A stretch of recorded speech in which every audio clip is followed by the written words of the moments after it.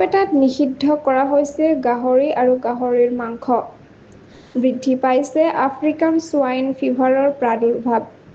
নমস্কাৰ, অসম নিউজ এক্সপ্ৰেছলৈ আপোনালোকক স্বাগতম। আজিৰ গুৰুত্বপূৰ্ণ খবৰ বৰপেটা জিলাত আফ্ৰিকান সোৱাইন ফিভাৰৰ বেছি প্ৰাদুৰ্ভাৱৰ ফলত গাহৰি আৰু গাহৰি মাংসৰ বিক্ৰী সম্পূৰ্ণৰূপে নিষিদ্ধ কৰা হৈছে। সৰুক্ষেত্ৰী উন্নয়ন খণ্ডৰ গহিয়া গাঁও আৰু ইয়াৰ আশে-পাশে এই মহামাৰীৰ ৰোগৰ প্ৰভাৱ বৃদ্ধি পাইছে বুলি জানিব পৰা গৈছে। জিলা দণ্ডাধীশ দিগন্ত বৈশ্যই অসম মহামাৰী ৰোগ আইন ২০২৩ৰ অধীনত কঠোৰ ব্যৱস্থা গ্ৰহণ কৰি গাহৰিৰ মাংস, গাহৰিৰ পোৱালী আৰু আনুষংগিক সামগ্ৰী বিক্ৰী আৰু পৰিবহণৰ ওপৰত নিষেধাজ্ঞা আৰোপ কৰিছে।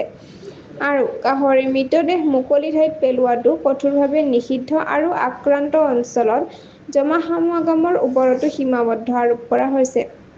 বিস্তাৰিতভাৱে জানিবলৈ সংযুক্ত হৈ থাকক অসম নিউজ এক্সপ্ৰেছ চেনেলটোৰ লগত। চেনেলটো লাইক, কমেণ্ট, শ্বেয়াৰ, ছাবস্ক্ৰাইব কৰিবলৈ নাপাহৰিব। লগতে কাষতে থকা বেল আইকনটো দবাবলৈ নাপাহৰিব। ধন্যবাদ।